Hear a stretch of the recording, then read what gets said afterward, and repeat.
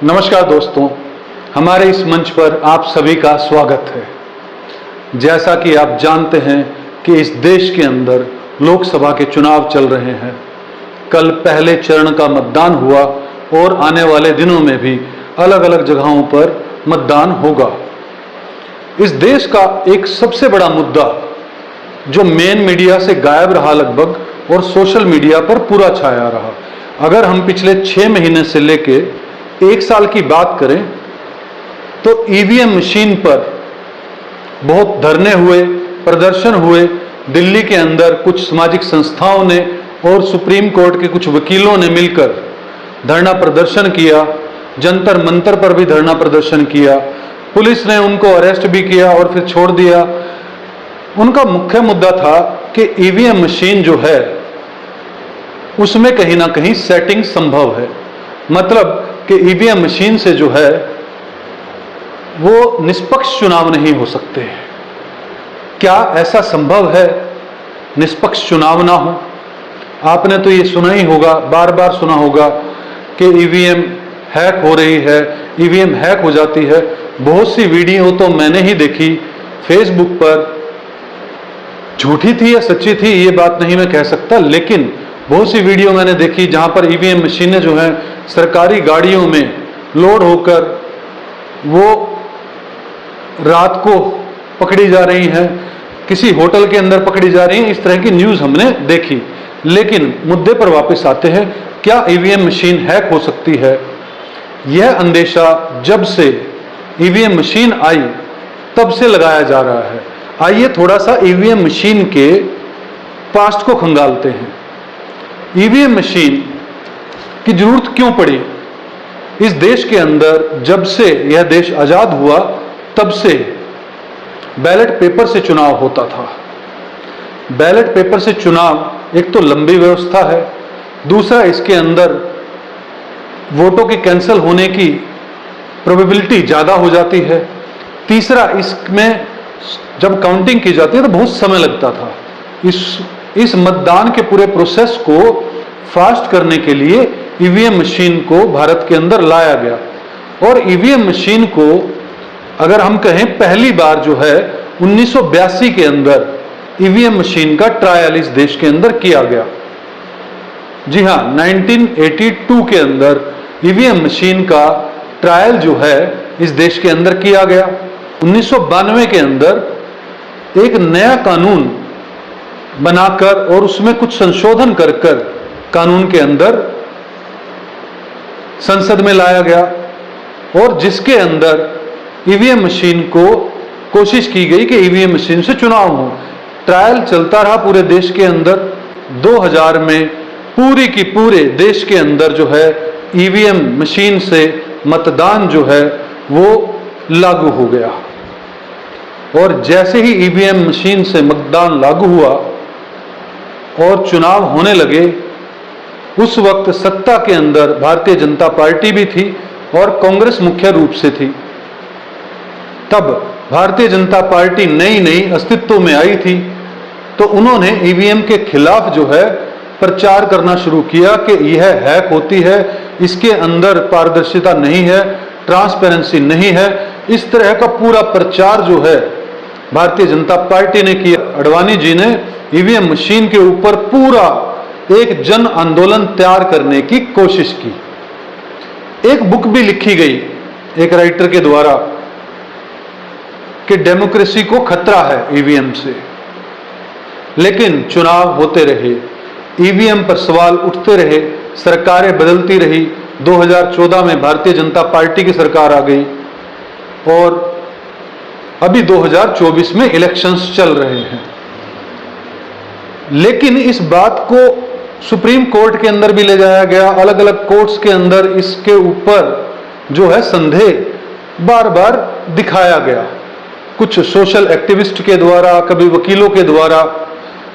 तो फिर एक कानून बनाकर वीवीपैट की भूमिका ईवीएम मशीन के साथ जोड़ दी गई। हम ईवीएम के बारे में समझते हैं।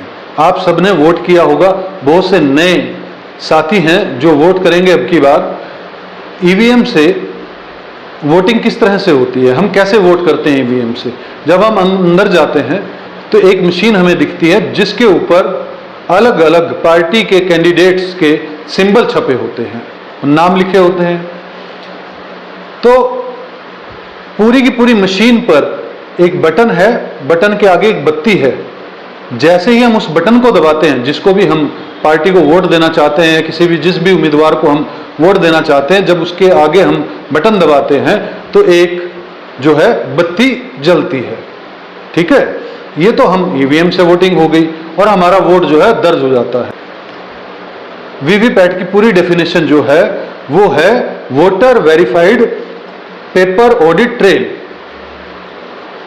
ये लेके आया गया। इसके अंदर क्या है, जैसे ही हमने कैंडिडेट के आगे अपना बटन दबाया तो हमें उसका सिंबल जो है वीवीपैट की एक मशीन के अंदर 7 सेकंड के लिए, जी हां 7 सेकंड के लिए हमें वो दिखेगा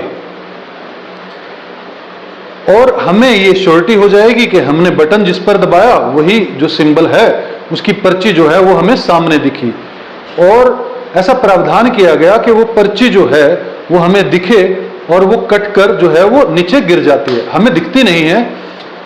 लेकिन फिर से ईवीएम और वीवीपैट भी जो है वो संदेहों के घेरे में आ गया, क्योंकि इसके अंदर कहीं ना कहीं सॉफ्टवेयर का इस्तेमाल किया जा रहा है।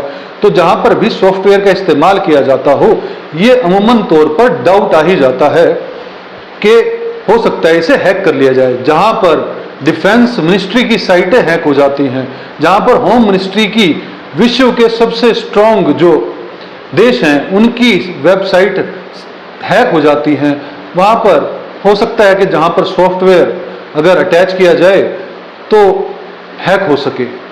तो इस पर एक मूवमेंट जो है वो चलना शुरू हुआ और पिछले 1 साल में तो बहुत तेजी से ये मूवमेंट शुरू हुआ।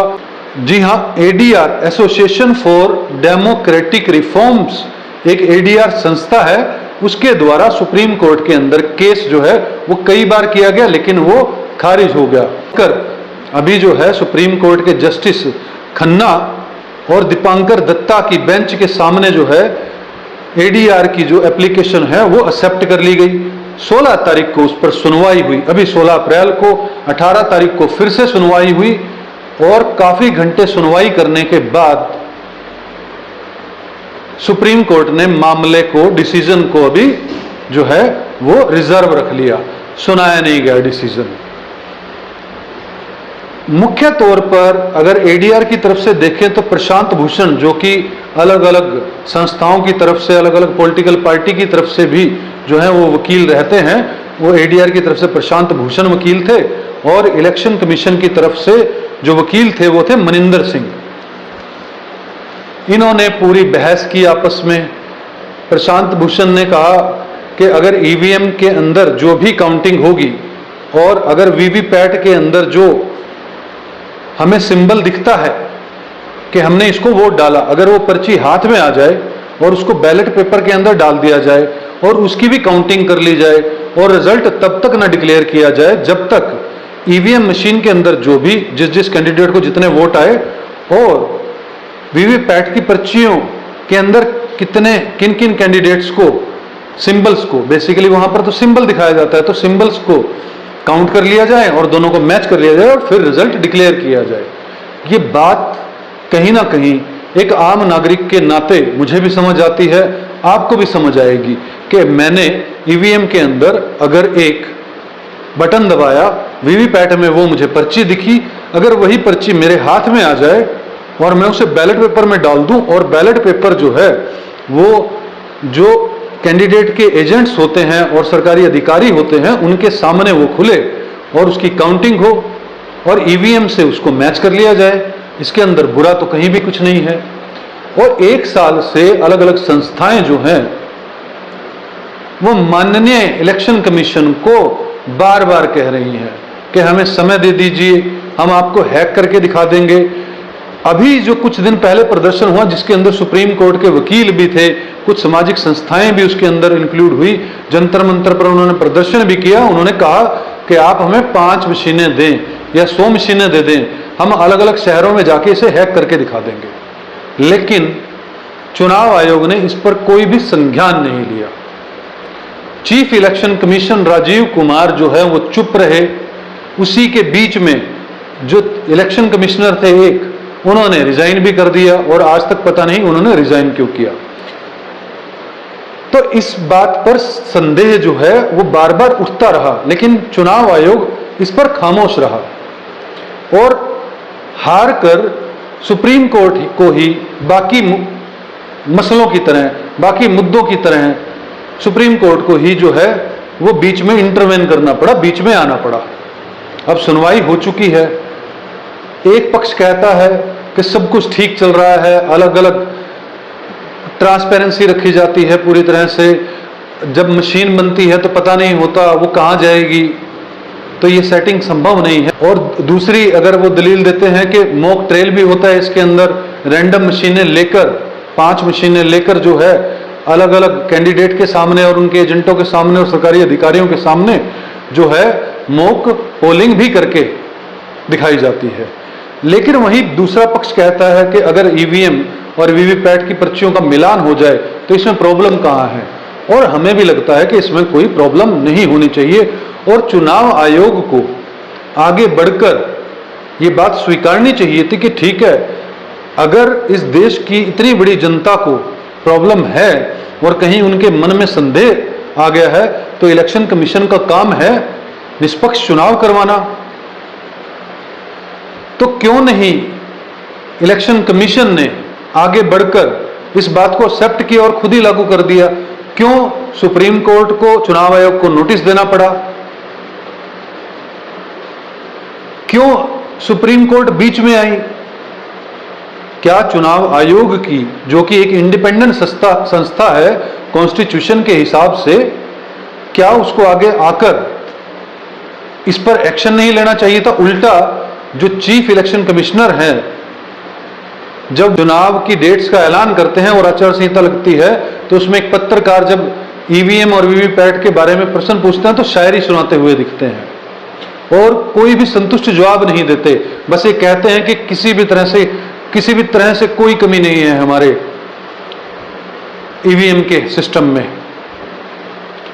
तो दोस्तों, हमने मुख्य तौर पर बात की कि ईवीएम क्या हैक हो सकती है, ईवीएम और वीवीपैट को लेकर जो डाउट जनता के बीच में है उस पर सरकार को आगे बढ़कर क्या अपना कोई फैसला नहीं लेना चाहिए था, वहीं पर संदिग्ध करती है इन 2 लोगों की भूमिका, प्रधानमंत्री नरेंद्र मोदी और हमारे गृह मंत्री अमित शाह।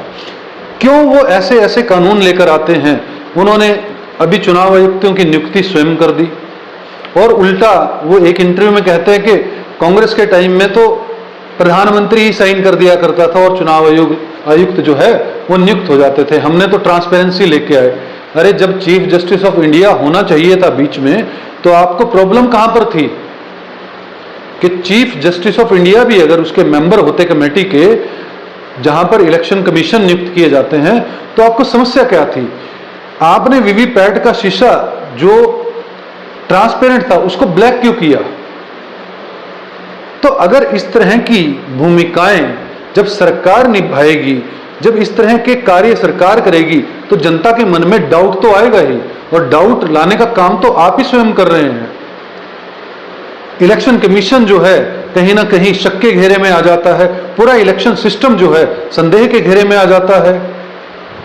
इतनी तरह की वीडियो वायरल हो तो कोई भी बटन दबाओ और वोट बीजेपी को जाता है। मैं बता नहीं सकता, लेकिन मेरे सामने एक आईटी सेल के किसी पार्टी के व्यक्ति ने एडमिट किया 2019 के चुनावों में कि 15,000 से बीजेपी जो है वो लीड करेगी बिना वोटिंग किए। ऐसा सेटअप है मशीन्स के अंदर, जबकि इसकी मैं पुष्टि नहीं करता क्योंकि ये आरोप है। लेकिन अगर इस तरह के आरोप अगर लग रहे हैं, इस तरह के आंदोलन हो रहे हैं, इतने लोग इकट्ठे होकर ये मांग कर रहे हैं, तो क्या चुनाव आयोग को और भारत सरकार को आगे आकर इस पर स्वयं फैसला नहीं लेना चाहिए था? और वीवीपैट की पर्ची को अगर ईवीएम की मशीन की काउंटिंग से मेल करवा लिया जाए तो इसमें समस्या कोई नहीं थी। सरकार इस पर खुद जो है आगे आती और ऐसा करती तो ये सरकार की वाहवाही होती और कहीं ये मैसेज जाता जनता के बीच में कि सरकार खुद निष्पक्ष चुनाव करवाना चाहती है, लेकिन जहां सरकार बिल्कुल चुप्पी साध लेती है, चुनाव आयोग चुप्पी साध लेता है, पूरा तंत्र इस बात पर मिट्टी डालने पर लग जाता है कि बिल्कुल ईवीएम मशीन में किसी भी तरह की कोई गड़बड़ी नहीं है, तो फिर जो पूरी मूवमेंट चला रहे थे अडवाणी जी, जिस पर किताबें लिखवाई जा रही थी, जो एक जन आंदोलन के रूप में ईवीएम के खिलाफ चल रहा था, वो क्या था? वो जनता के साथ छल था और आज विपक्ष कर रहा है। लेकिन भला हो इस देश के अंदर, कॉन्स्टिट्यूशन अभी जिंदा है, सुप्रीम कोर्ट ऐसे ऐसे फैसले लेने में सक्षम है जो इस देश की डेमोक्रेसी के लिए जरूरी है। अभी बहरहाल फैसला जो भी आएगा वो एक अलग बात है, हमने मुख्य तौर पर चर्चा की है। इस बारे में आपकी राय क्या है? आप क्या समझते हैं कि क्या ईवीएम और वीवीपैट दोनों के जो नंबर्स हैं वो मैच हो जाने चाहिए, जिससे हमारी डेमोक्रेसी और मजबूत हो, या फिर जय श्री राम के नारे लगा लेने से हमारा काम चलेगा? एक मजबूत लोकतंत्र के लिए एक मजबूत विपक्ष का होना बहुत जरूरी है, और मजबूत विपक्ष और मजबूत लोकतंत्र तभी होगा और जब जनता जो है चुनावों के अंदर यह मानकर चलेगी कि हमारे देश के अंदर जो है चुनाव जो हो रहे हैं वो निष्पक्ष हो रहे हैं। आपको क्या लगता है? कमेंट सेक्शन के माध्यम से हमें जरूर बताइएगा, और अगर यह वीडियो आपको लगता है कि शेयर करनी चाहिए तो इसे शेयर कीजिएगा और हमारे इस मंच को सब्सक्राइब कीजिएगा। जय हिंद, जय भारत।